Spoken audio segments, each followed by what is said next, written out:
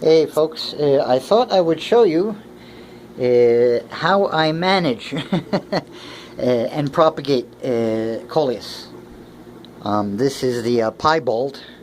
I'm just calling it that because of the color pattern. It reminds me of piebald pigeons, and there are some fish that also exhibit that same type of coloring. Irregular blotches and splotches all over the place. At any rate, one thing I've found over the years is that when you do a coleus cutting, you should try to get it into the water if you're going to grow it out in water for a short while, and I think it's a good way to do them. It's just easier on the plant, it seems to me, over the years. Try to get them into water as quickly as you possibly can when making the cut. And what I'm going to do is here I have a plastic 16-ounce cup, saturated sphagnum moss. It's actually quite sloshy and liquidy. It's quite a bit of water here. The sphagnum moss actually has some settling to do. But this way I can put the stems in very easily.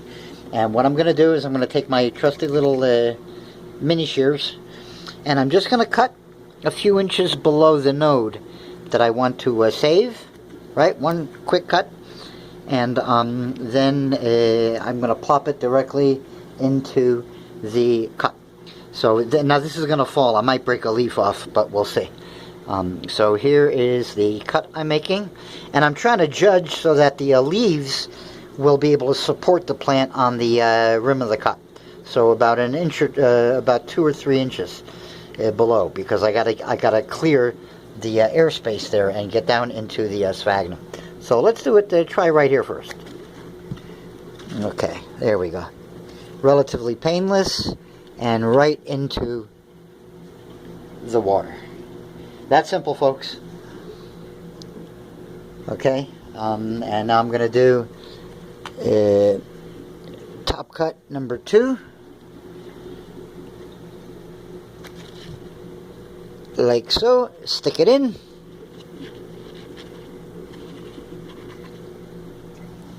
Yeah, they're both in water.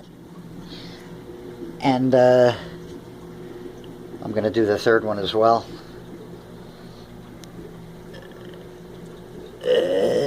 Which one do I want to do here? This is a little tricky. This one, I'm actually going to remove these 2 leaves and cut below here. Like so.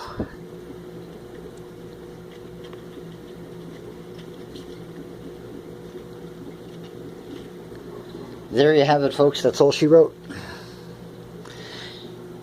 Now, in about a week, well, first, I'm not done yet here with this plant. Let me show you. Now, to get the super bushiness, I'm cutting here, here, and there. Right, now these little pieces and everything, I can certainly, here we go, yeah, okay. Now, look how pathetic that looks. Okay, kind of bare, kind of ooky, all chopped. The stems are going to heal and seal up, and then from all the joints, right there, and right there, and right there, you can even see the embryonic buds that haven't really developed. That should force this plant to branch out at all those buds. But even better, what's going to happen is this is going to root into the sphagnum, right? And by the time the water evaporates and drains down a little bit, which is going to take days, but by the time the sphagnum is just barely moist, this will be ready, hopefully, with roots to slap into a pot. And I could just put them back in with that and let everything, grow up nice and bushy out of the one pot. But we'll see. I'm going to do this. I'm not going to save anything, but I'm going to do the same. This is just going to be purely a trim for growth and manageability. So what I'm going to do here is make a cut there, make a cut here. I might save these, I don't know.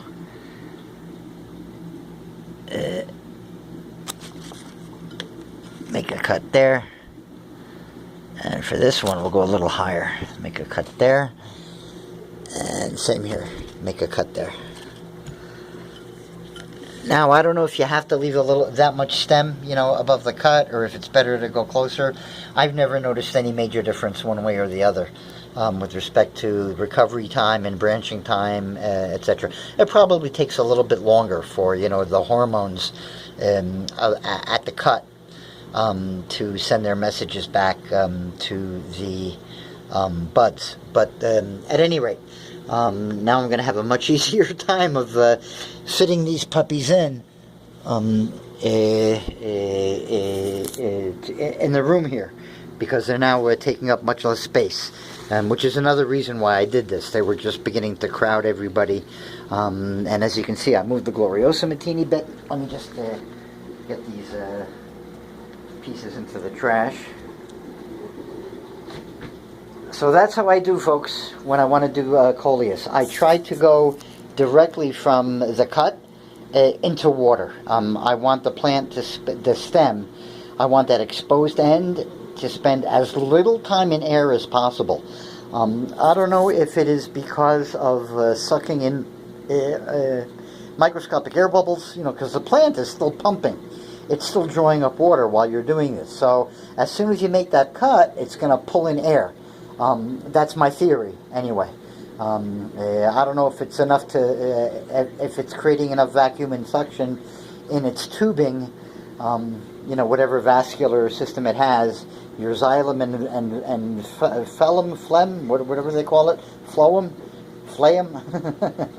I forget.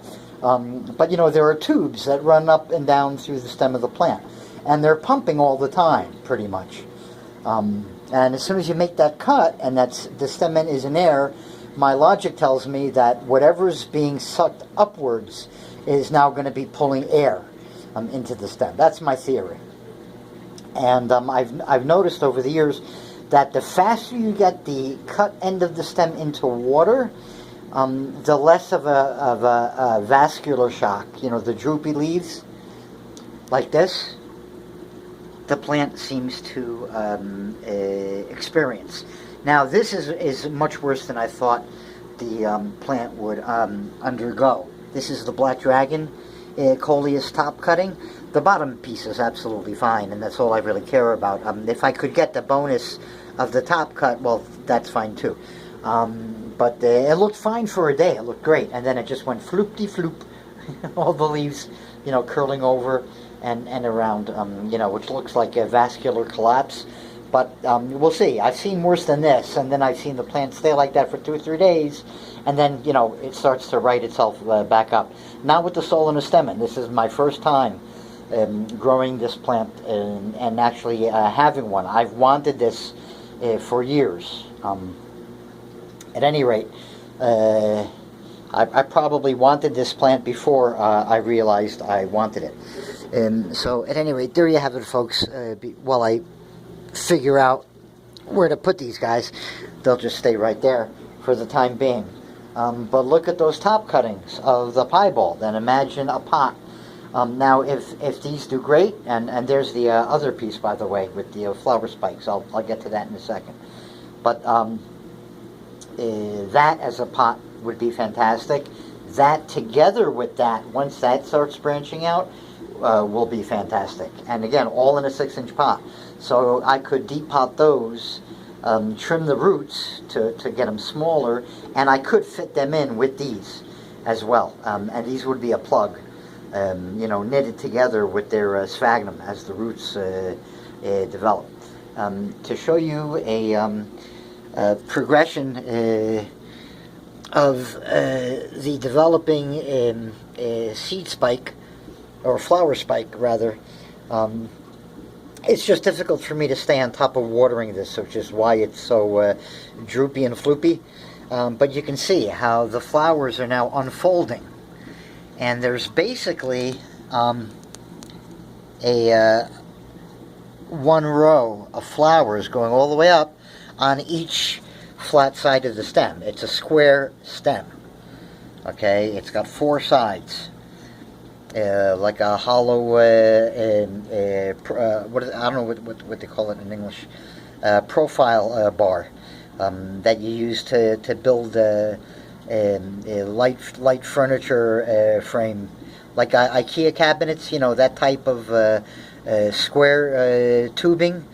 It's like iron or aluminum tubing or steel tubing. You know, metal tubing, but it's a square profile instead of a round tube. So this is that same kind of deal. It's square. This is in the mint family, and if you look at your mint, you will also see, and catmint too, and I think also catnip. That might be the same thing, by the way. Catnip and catmint, and they have the same type of flowers. A spike with blue flowers up and down the flower spike. So the spike just continues the same stem shape, you know, square, and on each face it has these spikes here. These are flower buds, essentially. They're going to open up, and they should be a really nice little pretty blue flower, and then the whole spike takes on that blue color. They're actually quite attractive. You know, some people might even grow these for the flower. I don't know. But the problem is that once this plant flowers, well, it goes through a hormone cycle, and then it dies. It's a perennial. It's an annual. It's an annual flowering plant. So it's once it does, it's already undergoing hormonal changes as we speak. And if I cut off those spikes and tried to plant those 2 side little shoots with the 2 leaves, they wouldn't really take that well. The plant just loses its vigor the moment you let it go vegetatively, at the very least. From a growth perspective, it loses vigor once they go into flowering mode. It's like it set in motion a ticking clock to wind itself down, and gets ready for allelopathy and all that fun stuff. Every time I've tried to take cuttings after a coleus has been in flower, they just struggle so much more. Much easier to start them again from seed, you know. And the cool thing about seed is that although most of them seem to be, you know, the red and green variety, like these guys here, which by the way are doing quite well since I moved them here, they actually get sunlight during the day. Yeah, I was keeping coleus in this corner for a very long time, for the past 2 years, actually, 2023, 2024, and probably part of 2022.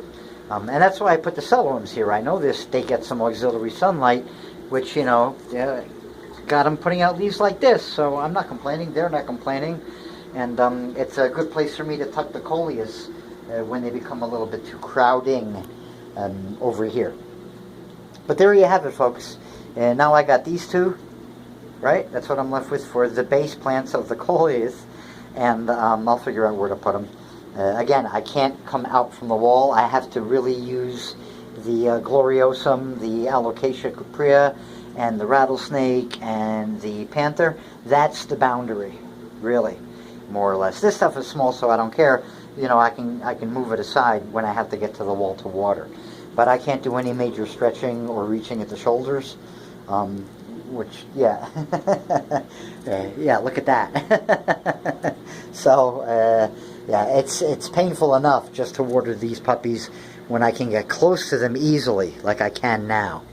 But even an extra foot back really messes me up. So that's the main reason why I want that narrow strip here, to make my life easy. And to take care of what I've got without it being a pain in the butt. Because as soon as something becomes a pain in the butt, you stop doing it. Okay. I'll do another video shortly about the changes I made in the wall. But that's the story, folks.